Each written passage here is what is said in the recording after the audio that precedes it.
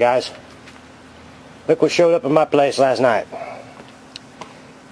This is the guy, belongs to the man that owns that Scrambler 90, and he was out riding and he just got this. This is a 70cc Coolster dirt bike for kids, and he told me the front brake wasn't working and he just didn't feel safe with his kids riding it. He wanted me to have a look at it. So I'll show you what I did.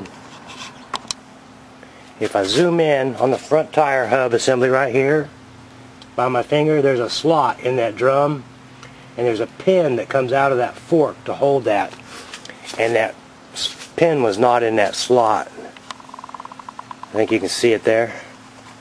So when he grabbed it, inadvertently that drum was just spinning, so it would never tighten up to expand the brake pads.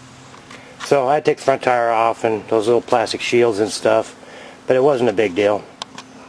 So while he was dropping that off, he also dropped off the little quad again. Apparently he went out riding it and they rode it for a little while and then it died and they could never get it started again. So I don't know, I'll have to look into that and let you know what I find out. Okay, I'll do some research and get back to you.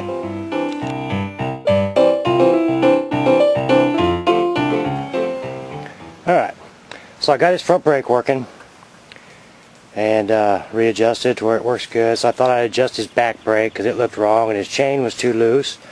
And I went to loosen that axle bolt and look what it did. I guess they'd used an impact wrench to put that together at the factory, and it broke my wrench. So I got a Craftsman socket and ratchet and broke it loose. That's just funny. So that little machine's good to go. So I turned my attention to his other machine, which wouldn't start. And the first thing I did was took the gas line off the carburetor and made sure it was getting fuel from both the main and the reserve side of the petcock, which it was. And I thought, okay, well I'm going to check the spark plug, see if we're getting spark. And when I pulled the boot off, the spark plug was loose. Now, I told him last night that I had never even pulled the spark plug because I didn't need to. It just ran so good. And I don't know why I didn't ever check it, but I did it. And so it was finger loose. So I just unscrewed it with my finger and pulled it out, and yep, sure enough, it was all dirty and carboned up and stuff. So I took my little set of magic tools, which consists of a piece of emery cloth and a points file, and I cleaned it, opened it, I checked the gap, it was at 25 thousandths, and then I opened it up so I could file in there all around that electrode and sandpapered it, and then, you know, got it to where I could see good shiny metal on all the contact surfaces. That way you know that spark has got some place to go. The more shiny surfaces you have, the longer that spark plug is going to last you before it needs servicing. That's my belief anyway, and I live by that, and it always works for me. So, and then I reset the gap and put it back in there, and it fired right up, which made me happy. In which case I will demonstrate.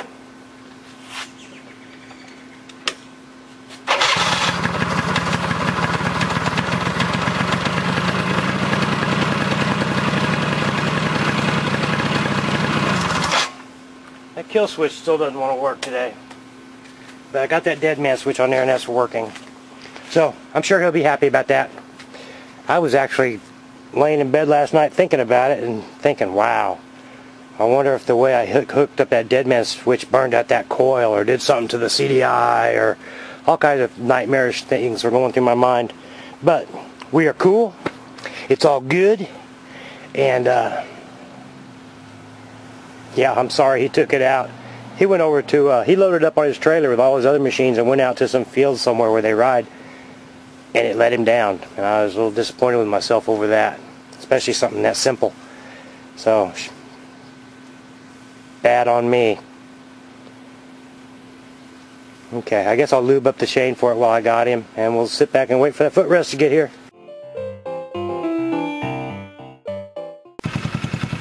I thought you guys might like to hear this little machine run.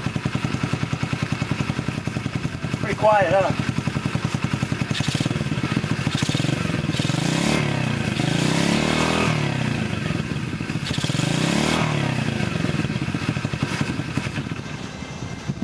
He's a dandy. See you guys. Alright, everybody. Thanks for watching.